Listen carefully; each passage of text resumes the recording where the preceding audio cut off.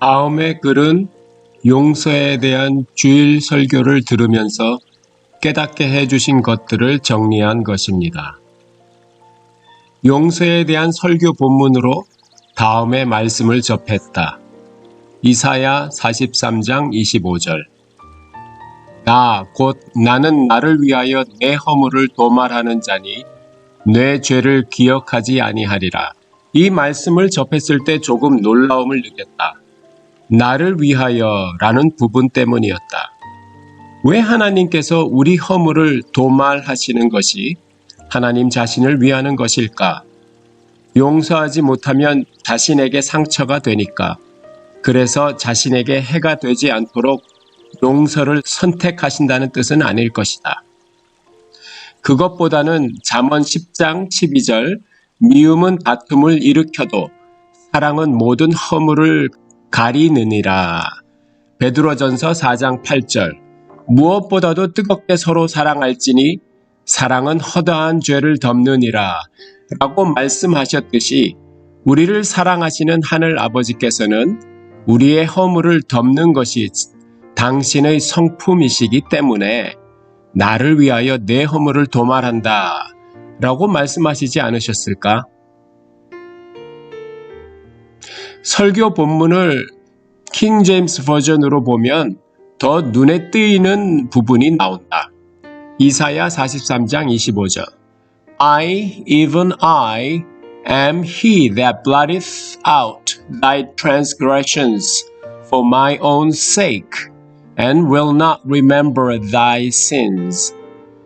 킹 제임스 버전의 이 구절에서 even I라는 부분이 나, 심지어 나조차도 라고 해석될 수 있다. 즉, 심지어 나조차도 나를 위하여 너희 죄들을 지우고 있다. 그러니 너도 나처럼 너 자신을 위하여 다른 사람들의 죄를 용서하고 살아야 하지 않겠니? 라고 말씀하시는 듯하다. 다른 사람을 용서하는 것이 왜 나 자신을 위하는 것일까?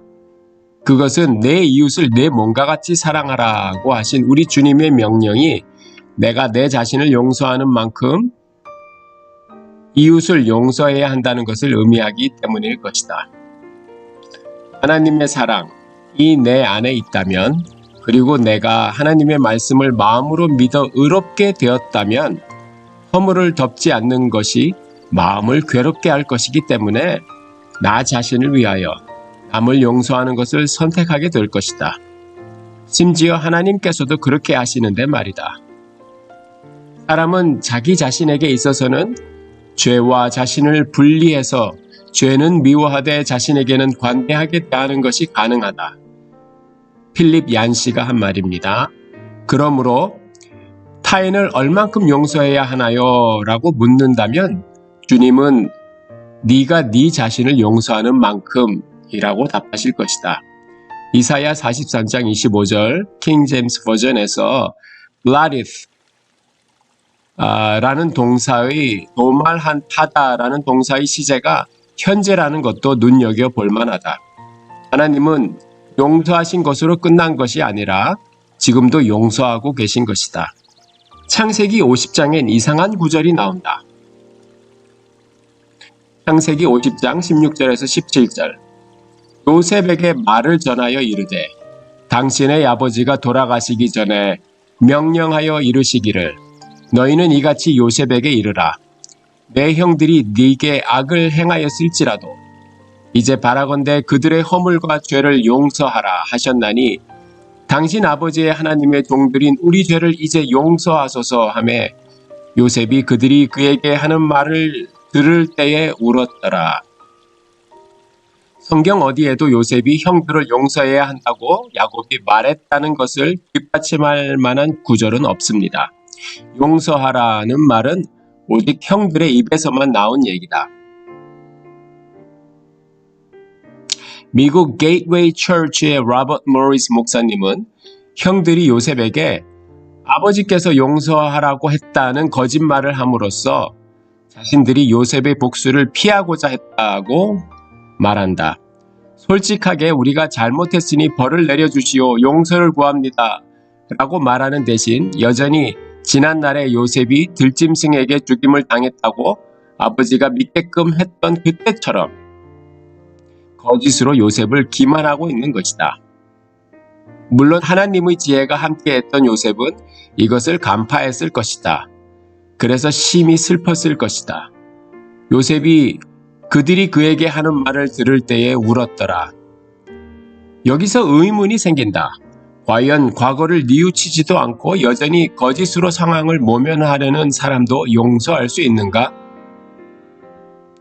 이에 대해 요셉은 다음과 같이 답하고 있다. 창세기 50장 19절에서 21절. 요셉이 그들에게 이르되 두려워하지 마소서 내가 하나님을 대신하리이까. 당신들은 나를 해하려 하였으나 하나님은 그것을 선으로 바꾸사 오늘과 같이 많은 백성의 생명을 구원하게 하시려 하셨나니 당신들은 두려워하지 마소서 내가 당신들과 당신들의 자녀를 기르리이다 하고 그들을 간곡한 말로 위로하였더라. 요셉은 내가 하나님을 대신하리이까 하는 말로써 형들에게 복수하는 것은 하나님의 자리를 빼앗는 것이나 다름없다고 말하고 있는 것이다. 이것은 신약의 말씀과도 일치한다. 히브리서 10장 30절 원수 갚는 것이 내게 있으니 내가 갚으리라 하시고 또 다시 주께서 그의 백성을 심판하리라 말씀하신 것을 우리가 아노니 로마서 12장 19절 내 사랑하는 자들아 너희가 친히 원수를 갚지 말고 하나님의 진노하심에 맡기라 기록되었으되 원수 갚는 것이 내게 있으니 내가 갚으리라고 주께서 말씀하시니라. 그리고 요셉은 당신들은 나를 해하려 하였으나 하나님은 그것을 선으로 바꾸사 라고 말함으로써 고난의 현실을 재해석하는 은혜를 받았음을 보여주었다. 또한 오늘과 같이 많은 백성의 생명을 구원하게 하시려 하셨나니 에서처럼 부당하게 받는 상처와 고난을 용서로 대응하는 것은 생명을 살리는 열매를 맺는다는 것을 보여준다.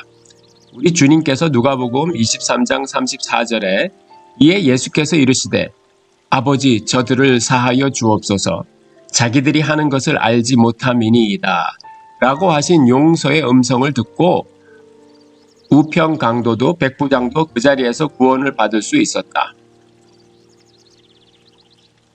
스데반도 사도행전 7장 59절 60절 말씀에 그들이 돌로 스데반을 치니 스데반이 부르짖어 이르되 주 예수여 내 영혼을 받으시옵소서 하고 무릎을 꿇고 크게 불러 이르되 주여 이 죄를 그들에게 돌리지 마옵소서 이 말을 하고 자니라 라고 용서의 음성을 내뱉었는데 이러한 증언은 현장에 있던 사람이 아니고는 할 수 없다는 것을 고려하면 스데반의 설교와 용서의 메시지는 분명 현장에 있던 사울의 귀를 뚫고 들어가 사울의 가슴 깊이 새겨졌던 것이 누가에게 전해져 사도행전의 기록으로 남게 되었을 것이다. 즉 사울은 스데반의 설교를 나중까지 자세히 기억하고 있을 정도로 이날의 메시지가 큰 임팩트로 와 닿았던 것이다. 또한 스데반의 용서는 주님께서 완악한 사울을 180도 전향시킬 수 있는 근거를 만들어 드렸다. 다음의 말씀은 이것을 뒷받침한다. 요한복음 20장 23절 너희가 누구의 죄든지 사하면 사하여질 것이요 누구의 죄든지 그대로 두면 그대로 있으리라 하시니라. 주님은 주님을 따르는 제자들이 부당한 고난과 상처를 받을 때 가해자의 죄를 사할 수 있는 권세가 있음을 말씀하신 것이다. 그러므로 사울의 회심은 스데반의 용서라는 희생의 대가였을 것이다. 즉 스데반은 가해자의 죄를 사할 권세를 사용하였고 이에 주님은 사울의 회심으로 응답하신 것으로 볼 수 있다. 우리 주님께서 말씀하셨다. 마태복음 18장 22절 예수께서 이르시되 내게 이르노니 7번뿐 아니라 7번을 70번까지라도 할지니라. 이렇게 많이 용서해야 할 대상이 있다면 그 사람은 단연코 가장 관계가 가까운 사람일 것이다. 부모나 배우자나 자녀로 인해 고통받는 자가 주님을 따르는 제자의 삶을 산다면 자신에게 용서를 통해 가족의 죄를 사하는 권세가 있음을 기억하고 이 용서라는 통로를 통해 주님께서 가족 구원, 가족 회심의 기적을 내리실 수 있도록 해야 할 것이다. 또한 가족을 끊임없이 용서하고 허물을 덮어주다 보면 자신의 상처는 천국에서 귀히 여기는 진주로 변해 있을 것이고 믿음으로 버티다 보면 오래 참음의 열매는 덤으로 주어질 것이다. 주님, 지금의 상황이 주님의 관점에서 재해석되게 하시고 다 이해할 수 없더라도 허물을 덮으며 인내하고 버틸 수 있게 하소서. 그리고 진정한 용서를 할 수 있도록 은혜 베풀어 주소서. 우리를 용서하신 우리 주인 되신 예수 그리스도의 이름으로 기도드립니다. 아멘.